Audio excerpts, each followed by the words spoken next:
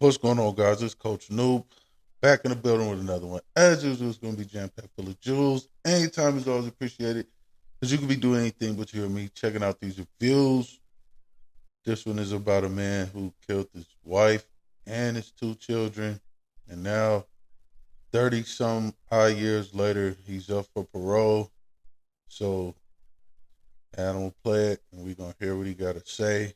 And then, we're going to go back and review it, man. Drop some jewels, bro. Let's get to it. Thank you for the opportunity to speak this morning. First and foremost, I want to say that I am guilty, accountable, and responsible for my actions of murder on April 28th, 1992. The murder of Polly, Danny, and Amy Sequin, my wife, and our beautiful children. And I understand that the damage that I've done is unrepairable. It's never going to change what I've done. There will always be a void. I could never make up for my crime. It's unfixable.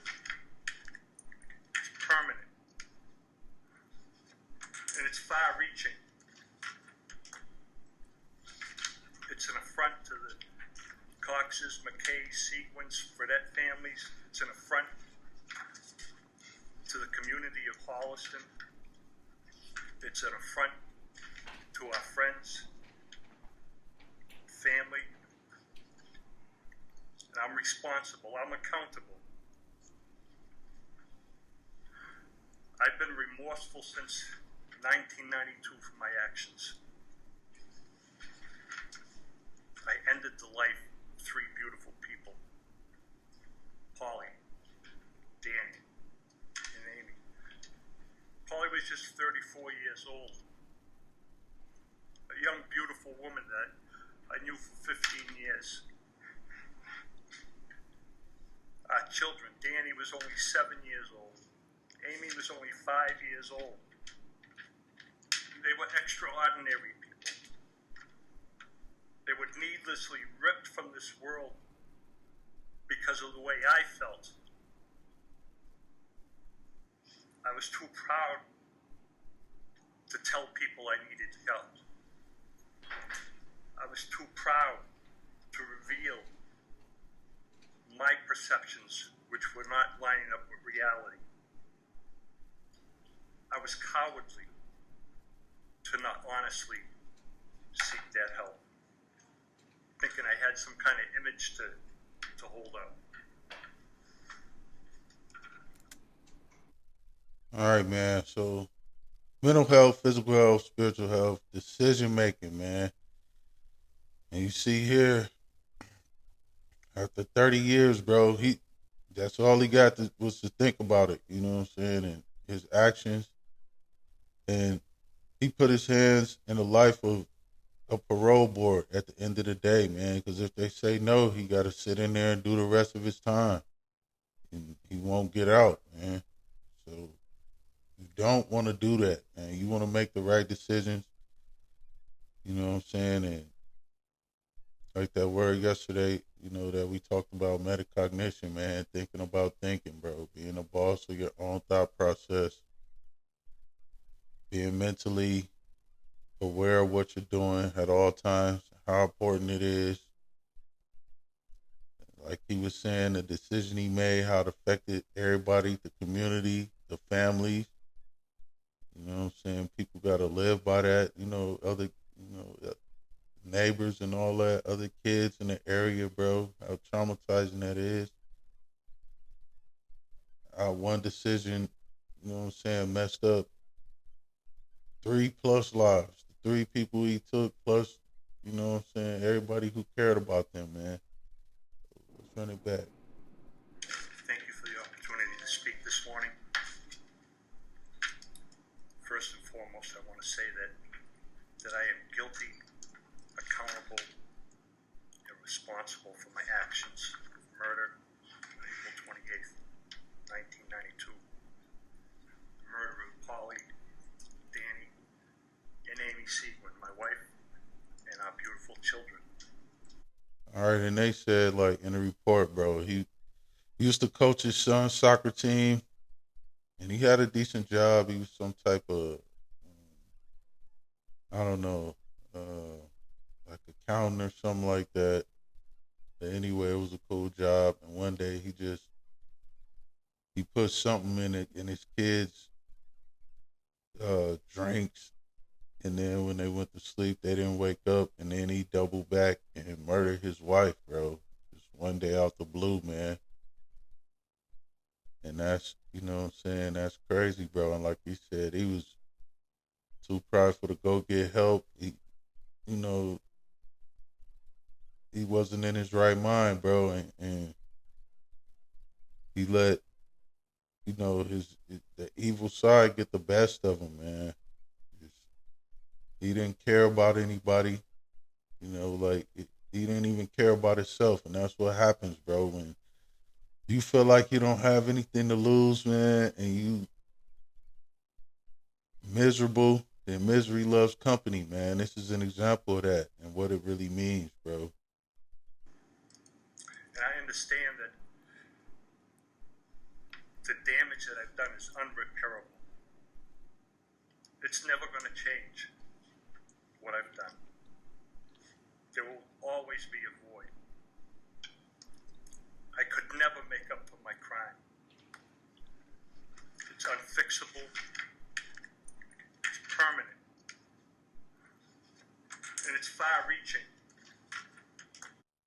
Yeah, you even having to say something like this, man, in front of people, bro, it gotta be kind of embarrassing, man. And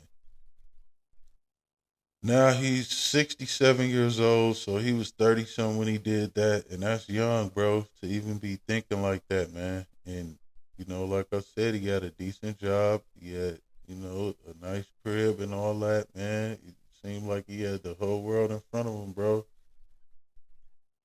So yeah, what would make somebody do something like that? Like if you're tired of your family, it's okay to leave, bro. And not even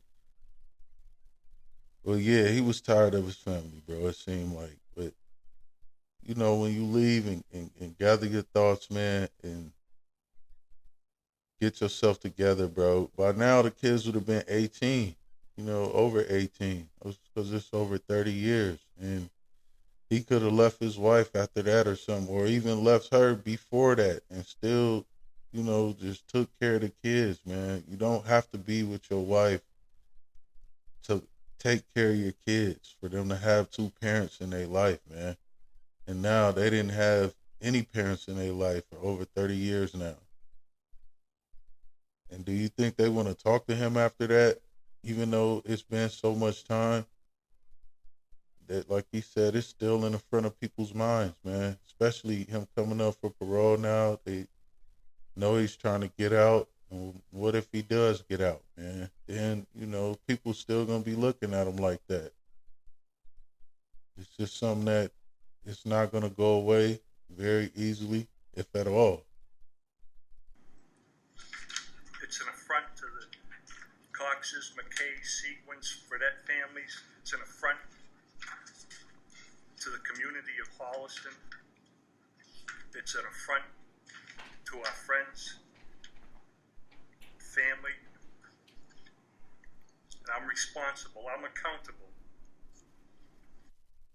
Now he's accountable, man. You got to be responsible and accountable for your actions every day. You know what I'm saying? Even when you're younger, man. Because what you think is not going to have any effect on anybody else except yourself, that's not true, man. The smallest decision has an effect on everybody around you, and including yourself, especially yourself first, because it's you making the decision, man. So you just got to be responsible and have some discernment and think about the future, the longevity of, what it's going to bring when you make those decisions, man. I've been remorseful since 1992 for my actions. life of three beautiful people: Polly, Danny, and Amy. Polly was just 34 years old. 34 is young, man. You know, nobody really deserves to go out like that, a man or a woman or kids. You know what I'm saying? Just, you never know what they would have grew up to be and do, you know, or what how anything would have turned out, man. Nobody knows the future, bro. A young, beautiful woman that I knew for 15 years. Our children: Danny was only 7 years old. Amy was only 5 years old. They were super young too, man. They didn't even have anything to do with, you know, they were still innocent, man. 7 and 5, bro. They were extraordinary people. And he said he knew his wife for 15 years, man. So that goes to show, even though you know somebody for 15 years, you still don't know everything about them. You still gotta, you know, just don't rush into anything, man. Especially marriage, because that's serious, bro. You're supposed to be spending the rest of your life with that woman, you know, and then why would you want to do something like that to the woman that you love, bro? Or if you want to live the rest of your life with them? How could thoughts like that come in your mind to somebody that you're supposed to be with? And if they do, then are you really in the right place? You know, you gotta be able to know these type of things and be able to get out of there, man. Leave, give yourself and them a chance. If that's not where you want to be honest with yourself, be honest with your family. It might hurt right then and there if you just leave, but at the same time, you know, they'll be able to get over that. At 30 years, you know, you could try to mend that relationship or something if you don't make this kind of decision, though. They were needlessly ripped from this world because of the way I felt. Feelings. You know what I'm saying? Don't act out of your feelings, man. He felt some kind of way, so he did something. He wasn't thinking logically and rationally, man. He was thinking in his feelings. And we know women do that, bro. You know what I'm saying? That's how they live their life. That's how they base their life, bro. Man, we're not supposed to think like that. We're supposed to think rationally. We're supposed to think for the whole family, especially the kids, bro. 7 and 5 years old. We're thinking for them. We're acting for them. We buy their clothes, you know, all of that stuff. We tell them how to behave, how to act, all of that. You know what I'm saying? Because they're not able to think properly for themselves yet. Their brains aren't all the way developed to even do that. And when you're off, you're not thinking properly because your brain is not developed in some ways, man. I was too proud to tell people I needed help. I was too proud to reveal my perceptions, which were not lining up with reality. Think about reality, man. It's not a game. It's not a joke. It's not a movie, bro. When you pull something like this, man, you're gonna have nothing but time to sit in there and think, man. So it's easier just to leave and, you know, do that on your own, bro. Don't have somebody telling you when to get up, when to go to the bathroom, when to eat, when to sleep, when it's okay to go shoot hoops or lift weights or something, when you can get a phone call, all because you're not thinking clear, bro. It's okay to go get help, man. Don't be too proud to go get help, man. You don't want to end up like this. I was cowardly to not honestly seek that help, thinking I had some kind of image to hold up.